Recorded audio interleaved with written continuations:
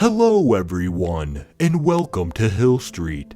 Today's story is I Waited at the Wrong Subway Station Last Night by Lady of Hell. If you end up enjoying this story, please leave a like.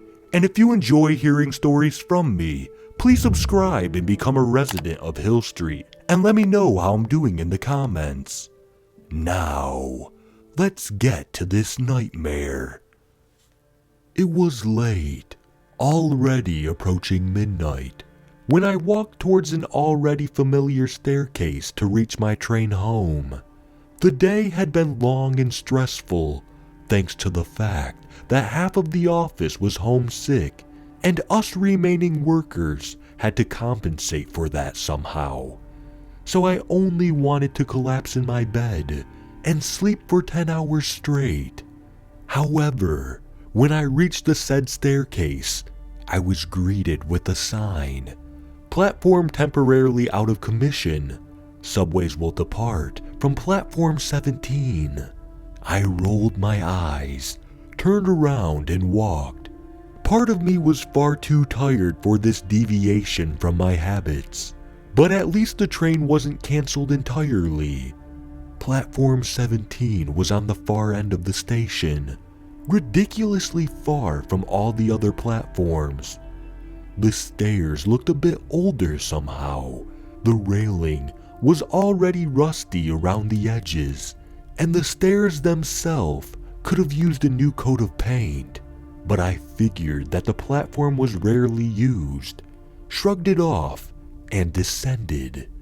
The platform was entirely empty. The place had this liminal space feeling to it, huge and empty, and doused in cold white neon light.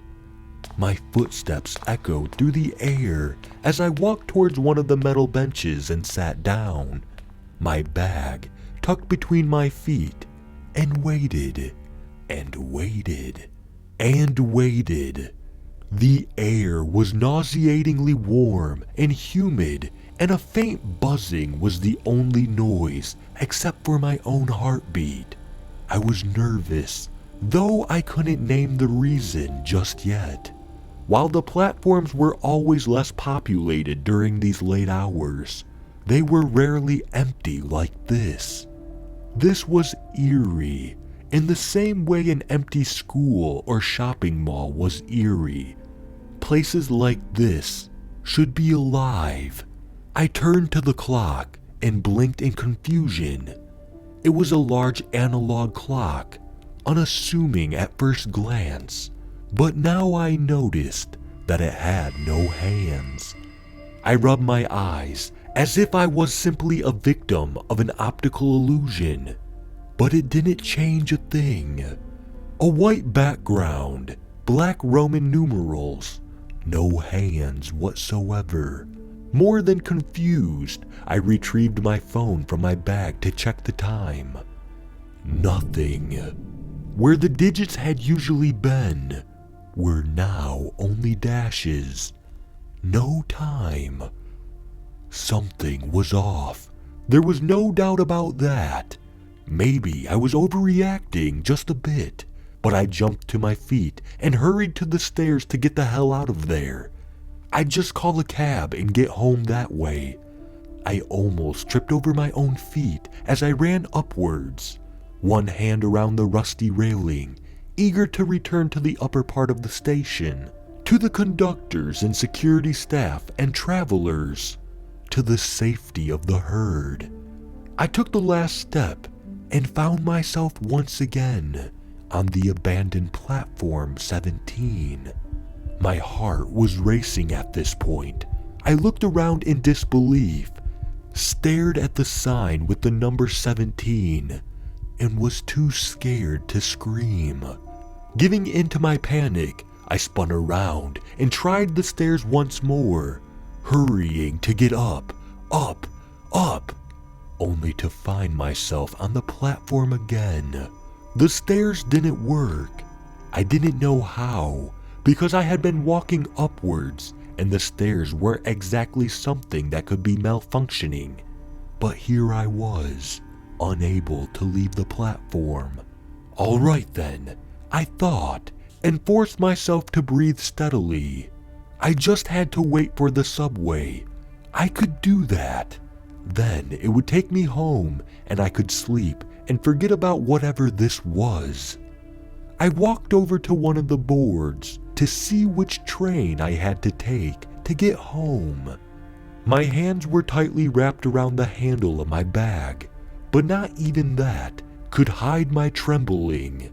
The board showed 3 trains. Nowhere was the destination of the first one. The second one seemed to be coordinates. Redacted was the last one. I shook my head, ran my fingers through my hair, tried to keep my breathing steady, and ended up falling to my knees, my entire body shaking with sobs. This was terrible, and it was impossible, and I had no idea how to get home. Tears streamed down my face, sobs echoed through the empty space, and I finally gave in to my desire to scream until I had no air left. The police, I thought in a moment of clarity. I should call the police, no matter how insane my story sounded. With shaking fingers, I retrieved my phone again, dialed the emergency hotline, and waited. "Hello?" I whispered as soon as the ringing noise stopped. "Hello? Police?" Police. It echoed back. "Yes. Oh, thank God, yes. I'm trapped in the subway station," Station. repeated the voice. "Hello?" Again, the echo. Hello. "Crap!" I screamed in frustration as the curse was repeated back to me. I disconnected the call. Of course it didn't work. I stayed on the floor, phone clutched in my hand, and waited for something. Anything, really. I was panicking. I couldn't think of a single thing to do except wait, and I didn't even know for how long I waited because the clock still refused to work.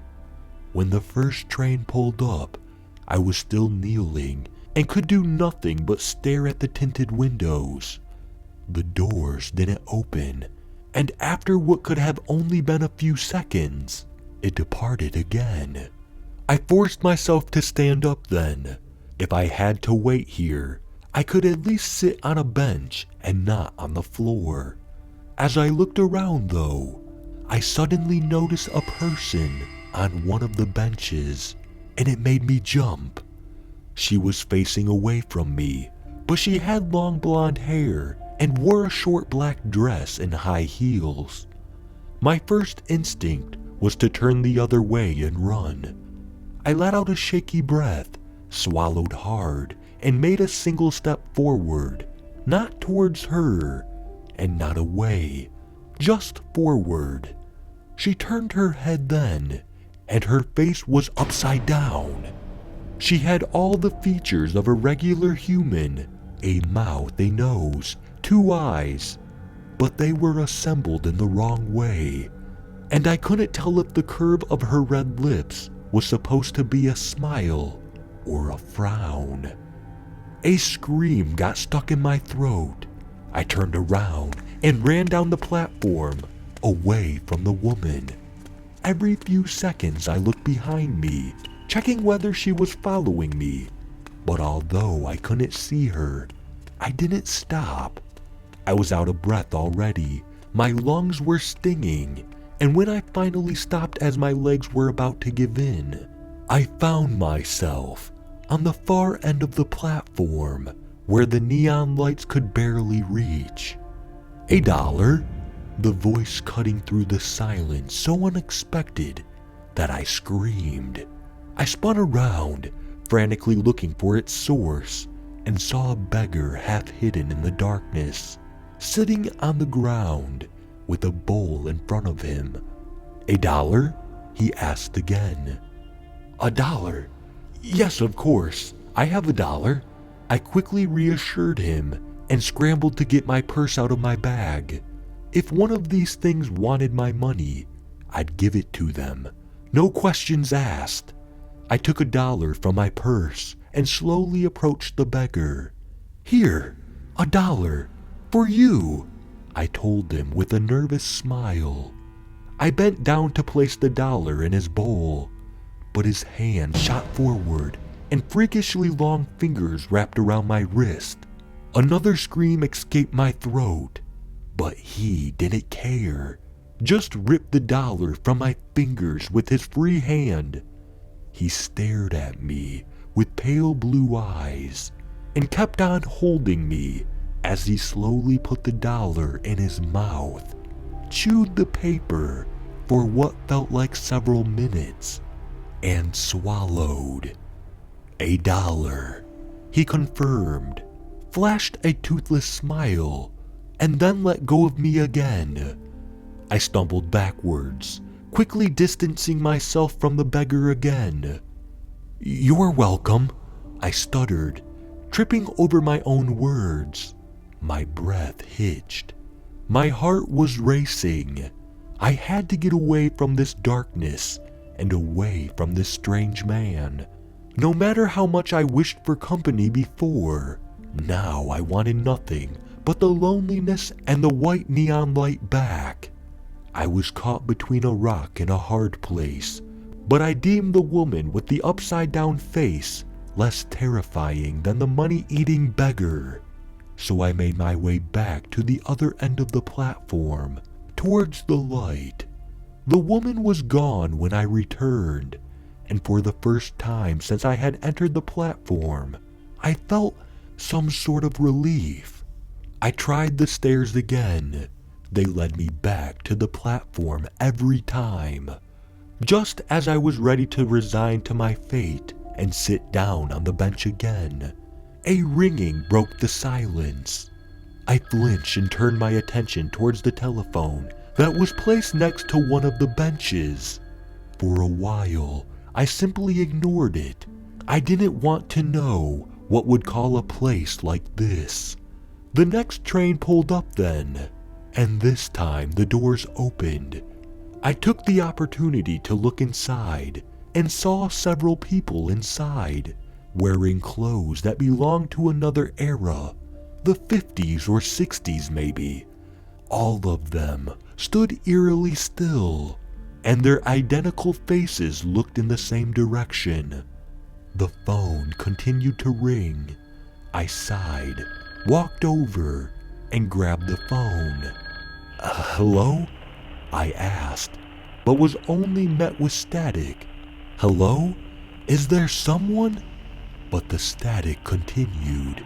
Nothing hinted at a person on the other end of the line. I tried a few more times, just out of sheer desperation, but no words came through the speaker. Just as I was about to hang up, someone touched my shoulder. I spun around and found myself face to face with one of the guests from the train.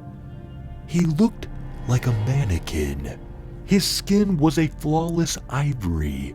He was bald under his gray fedora, and his face was nothing but paint. He stared at me, unblinking, and when he gestured towards the phone, his movements were stiff. It took a moment for me to understand, but then I handed him the speaker and stepped back. The mannequin made a noise that resembled the static from the phone, and listening to it made me nauseous. Though, what choice did I have? The stairs didn't work. The dark end of the platform scared me even more. Walking down the tracks would most likely get me killed. I was trapped and scared and had nowhere to go. I dropped down on a bench, hid my face with my hands, and allowed myself to cry. All I wanted was to go home. After what felt like an eternity, the static finally ceased, and I looked up again. The mannequin was walking towards me, one clunky step after another, and sat down next to me, keeping almost respectful distance. "Are you going to hurt me?" I asked. My voice was shaking again. He jerked his head from side to side. I nodded. Thank you. We sat next to each other in silence after that. I clutched my hands together and prayed to whatever deity would listen that I would find my way home. I didn't want to die on a dirty subway platform. I didn't want to die at all. I wonder if this was hell, if I would suffer here for eternity. Then the last train pulled up and opened its doors to reveal an almost beautiful interior that belonged to another century. The golden light from inside was comforting. The mannequin put a hand on my back and pushed slightly. I looked at him in confusion, and he clumsily grabbed my arm and pulled me to my feet with him, then pointed at the train. I don't really have a choice. I asked him with a weary smile. He shook his head again. I pulled my phone out and took another look at the screen. The clock showed 4 zeros this time.